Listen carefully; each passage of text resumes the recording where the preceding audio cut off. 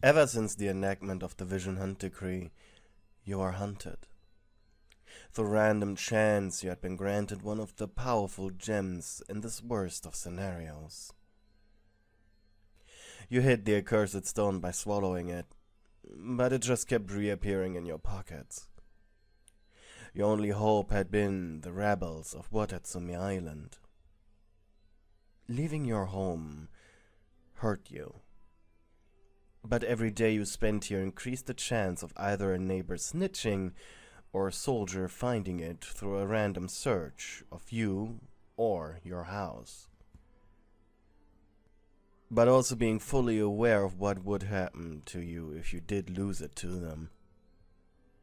It was thanks to a fixer named Toma you had been able to leave. The rebels were accommodating. However, you brought no fighting skills with you. Luckily, with your animal vision came a certain ability. Healing. Any wound a rebel would receive, you could fix. Admittedly, the process would tire them out, but at least they wouldn't die of their wounds. So you spent your days inside the doctor's tent. It gave you a routine, something to do. But in truth, all it did was distract you from the emptiness you felt. This war felt unwinnable. Efforts wasted. Every wound you healed felt like you were giving false hope. Luckily for you, however, this perspective was about to be challenged. You had finished taking care of a young man named Tepe. The overly eager soldier fell off a large rock while trying to scout out an outpost of the Shogun's army. When General Gorou entered the tent, barely alive, being carried by two rebel warriors. You had seen the demi-human a few times while taking a stroll through the camp, but you never spoke to him. He felt so unattainable, far away due to your difference in rank. Thankfully, they hadn't removed the arrow yet. Carefully, you laid him down on a bed. The demi-human groaned in pain, and carefully you checked his body. He was covered in shallow wounds. "What happened?" you asked quietly. "Ambush," was the only thing he said. Biting your lower lip, you explained the procedure. Okay, my elemental skill will heal you. However, it will not restore your blood, and it puts a huge strain on the body."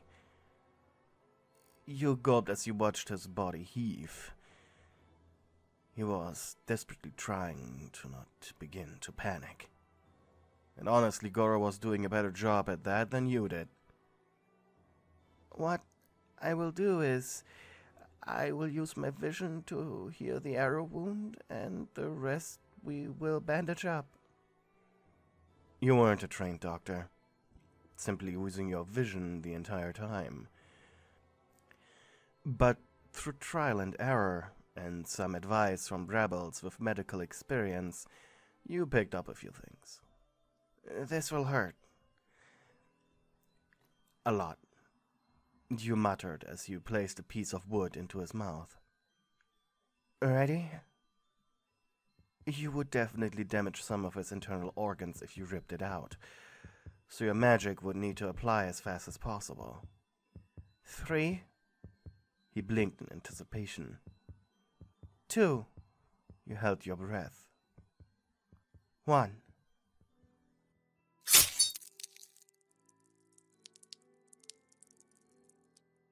The arrow ripped through his flesh. It took you a lot of determination to not stare at it in shock. The projectile was serrated. Whoever fired it definitely wanted him dead.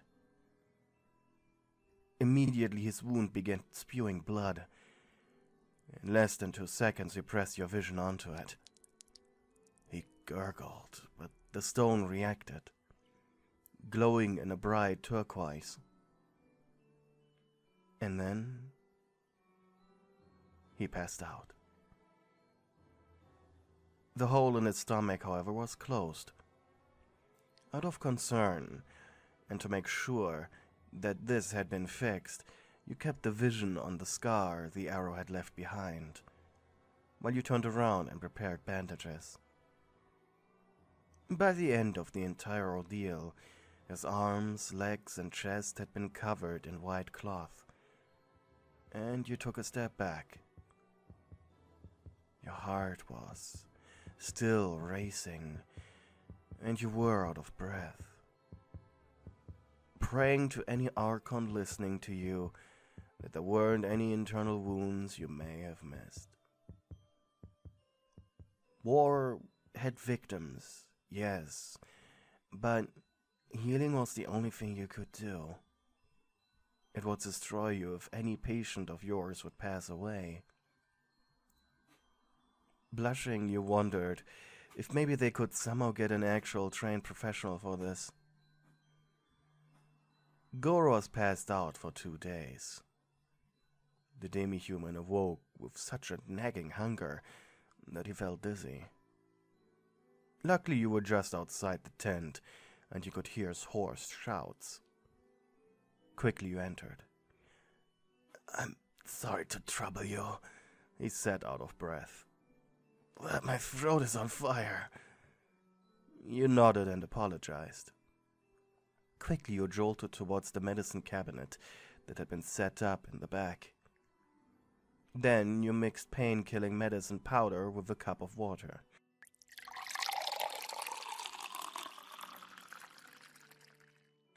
Before turning to his side. "Here," you stuttered while blushing. "Thanks." He took the cup from you. And you watched his Adam's apple move as he slowly drank the liquid. Your general was such a handsome man. You couldn't help feeling a certain way whenever you changed his bandages for clean ones. He smiled at you. "You did a good job. I don't think I would have survived without you." You forced a grin, but it was obvious that right now you wanted to do nothing but frown. I don't even know what I'm doing," you admitted. He looked away. "What about what you provide to our men? You're doing a good job at keeping the morale up. Because of that, I wanted to talk to you for a while now." Your heart jumped at that. "What?" "Stop blushing," shouted your inner voice. "Most of our men have lost their visions. But you kept yours, and you show everyone what visions can do, and what they're for. Tools to use for the betterment of the people." You huffed. "Yet, you always seem so gloomy." His smile widened. "Since this is a once-in-a-lifetime chance for me, I'd like to request something of you." You gulped. His tone was chipper, but you felt the floor under your feet give way for a dark abyss. Metaphorically speaking, of course. "Would you like to watch the night sky with me?" You blinked. This was a strange request. At least it didn't entail you having to talk with people. It is very therapeutic, and it might help you reflect. You looked away. You unsure of how to proceed. "This certainly is an honor, General, but..." He huffed with amusement. "What are you afraid of?" Quickly you came up with a very believable lie. "I don't want your wounds to open by walking outside, and just imagine, the dirt." He laughed. "Okay, then. I'll be looking forward to watching the stars with you after I'm healed up." There was no way you could get out of this, was there? Who'd have thought that the demi-human could be so cheeky? It was only another 5 days of you taking care of him until everything was healed enough. And during this time, Gorou noticed something. He noticed your gloom, your sadness. But what he also saw was your kindness.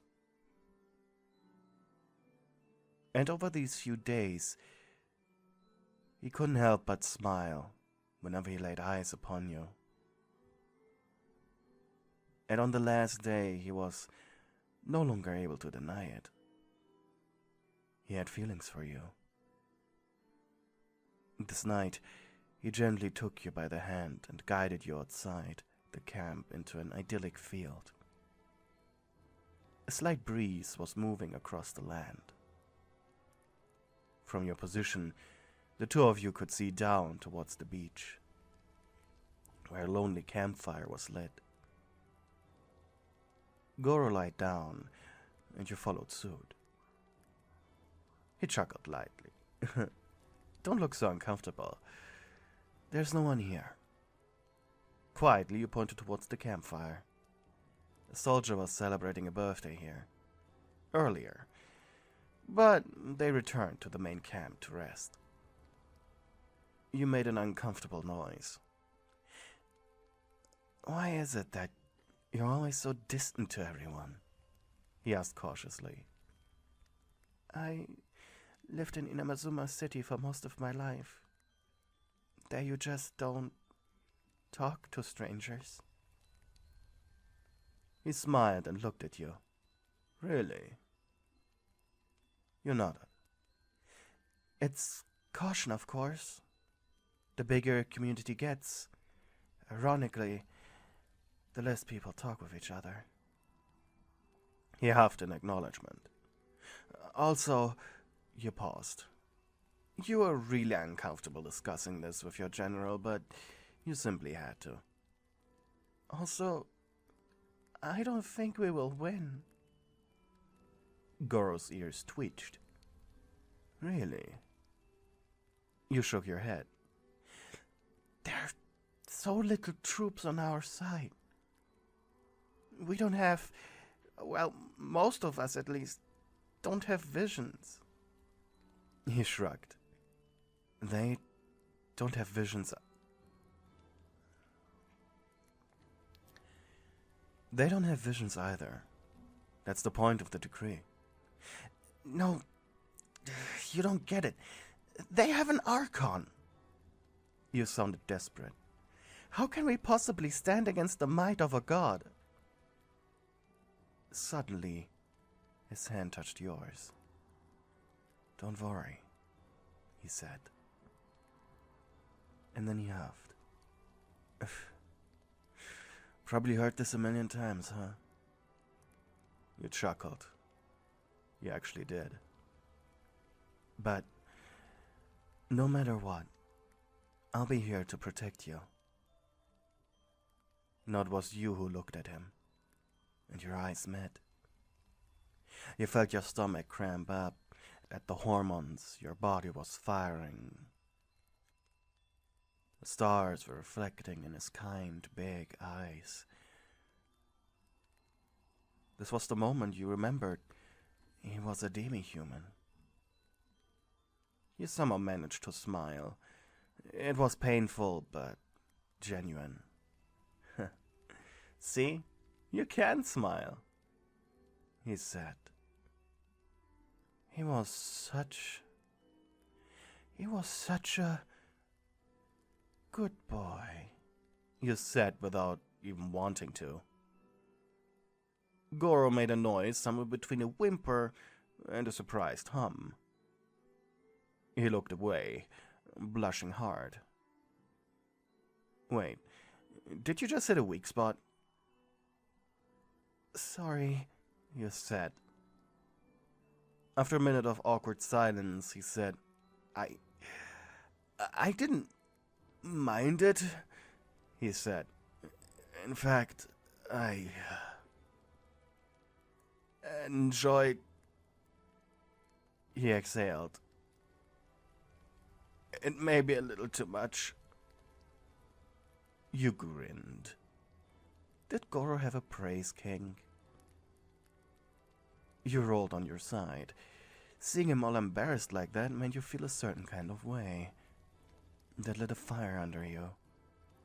A fire powerful enough to, at least for the time being, burn away the pain you felt in your heart and mind. Shakily you extended your arm and pet over his head. His ears twitched. "Who's a good boy?" He huffed, feeling both mocked and yet strangely aroused. "Who's a good boy?" you asked again. I am," he said after a while. For a moment you stopped your gentle petting, and he took this opportunity to quickly roll on top of you, pinning you down to the ground. His hot breath cascading down your face as he hungrily stared at you. "Gorou," you stuttered, surprised by his sudden move. "I have been feeling a certain way about you," he said shyly. "The way you took care of me, the way you look at me." He blinked. "Tell me, do you want me?" You panicked, your little heart almost bursting out of your chest. You had never been in a situation like this before. I never did this before." Your voice were mere squeaks at this point. He lowered his head, your noses almost touching. His eyes, they were the only thing you could see. "Tell me," he whispered. "Do you love me?" Was the only sound you could make. "Say it." "I love you, Gorou."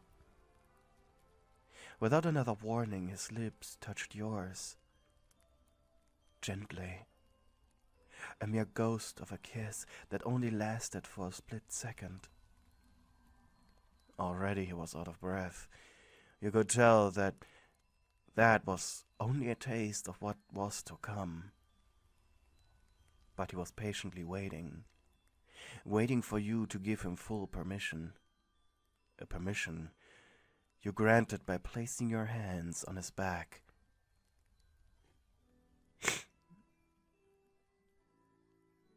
A permission you granted by placing your hands on the back of his head and fully pushing his lips onto yours.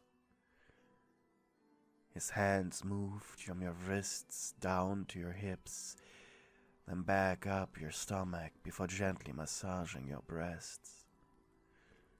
You moaned into him as your own arms now moved over to his perfectly shaped butt. Cautiously you grabbed onto his cheeks. You could feel his fluffy tail move from left to right in sheer excitement that he was completely unable to contain at this point.